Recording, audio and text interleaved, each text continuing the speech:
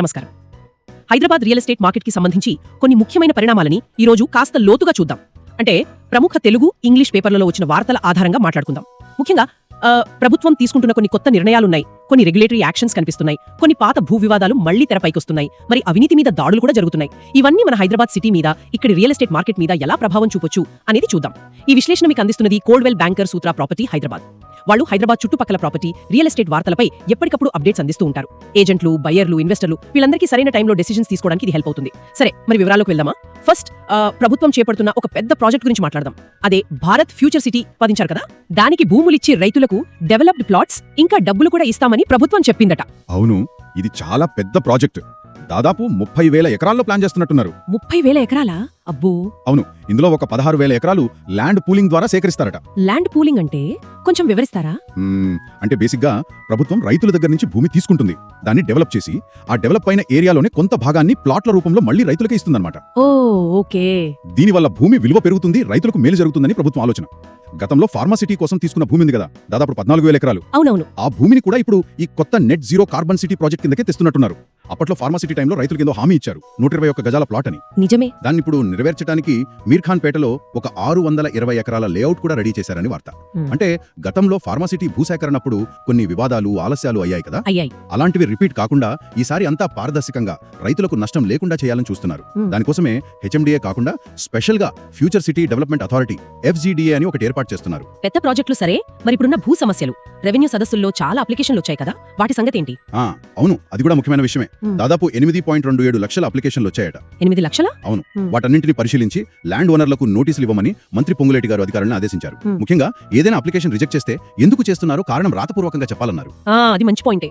అవును, కొంత జవాబుదారీతనం వస్తుంది. కానీ లక్షల అప్లికేషన్లు అంటే వాటిని క్లియర్ చేయడం నిజంగా పెద్ద టాస్క్, టైం పడుతుంది. ఒకవైపు ఇలా సమస్యలు తీరుస్తామంటున్నారు, మరోవైపు రూల్స్ పాటించని వాళ్లపై యాక్షన్ కూడా తీసుకుంటున్నట్టున్నారు.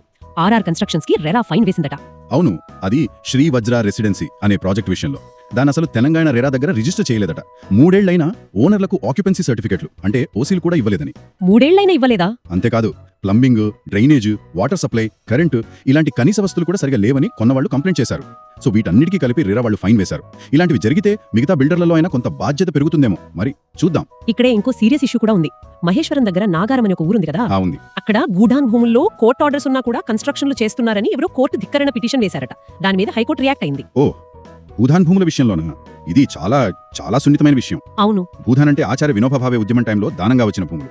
వాటిపై కోర్టు ఆర్డర్స్ ఉంటే వాటిని ధిక్కరించడం అంటే కంటెంప్ట్ ఆఫ్ కోర్ట్ అవుతుంది. ఇందులో కొంతమంది పెద్ద అధికారుల పేర్లు కూడా ఉన్నాయంటున్నారు. అవును, కొందరు IAS, YPS అధికారులు, వాళ్ళ కుటుంబ సభ్యులు ప్రతివాదులుగా ఉన్నారని వార్తలొచ్చాయి. ఇది చాలా సీరియస్. అసలు ల్యాండ్ ఓనర్షిప్ రైట్స్, చట్టాల అమలు ఎలా జరుగుతోందనే ప్రశ్నలు వస్తాయి. రంగారెడ్డి కలెక్టర్ను రిపోర్ట్ అడిగిన హైకోర్టు.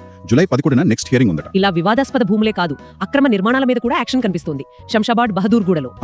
అవును, ప్రభుత్వ భూమిలో కట్టిన ఇల్లీగల్ కన్స్ట్రక్షన్స్ ని కూల్చేశారు. సుమారు 650 ఎకరాల గవర్నమెంట్ ల్యాండ్ అది. 650 ఎకరాల? అవును, కబ్జా చేసిన వాళ్ల మీద క్రిమినల్ కేసులు కూడా పెడతామని అధికారులు చెప్పారట. సో ఈ కూల్చివేతలు, భూదాన్ కేసుపై స్పందన, రెరా ఫైన్ ఇవన్నీ చూస్తుంటే గవర్నమెంట్ ల్యాండ్ విషయంలో రూల్స్ పాటించిన వాళ్ళ విషయంలో కొంచెం స్ట్రిక్ట్ గానే ఉంటుందనే ఒక సిగ్నల్ ఇస్తున్నట్టుంది. మరి అవినీతి సంగతి? అక్కడ కూడా ACB యాక్టివ్ గా ఉన్నట్టుంది. కరెక్ట్. 2 కేసులు ఈ మధ్య వార్తల్లోకి వచ్చాయి.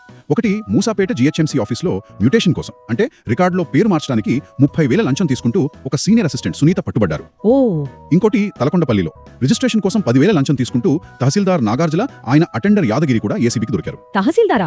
అవును, తహసీల్దార్ దొరకగానే అక్కడి రైతులు పటాకులు కాల్చి సంబరాలు చేసుకున్నారంటే పరిస్థితి ఎలా ఉందో అర్థం చేసుకోవచ్చు. అబ్బో, అంటే ఎంత ఇబ్బంది పెడుతున్నారు మరి. నిజంగా ఇది రెవెన్యూ ఆఫీసులో ఇంకా సంస్కరణలు రావాల్సిన అవసరాన్ని గట్టిగా చెప్తుంది. ఓకే, మొత్తం మీద చూస్తే ఒకవైపు భారత్ ఫ్యూచర్ సిటీ లాంటి పెద్ద పెద్ద ప్రాజెక్టులు, ల్యాండ్ పూలింగ్ అని, డెవలప్మెంట్ ప్లాన్స్. అవును.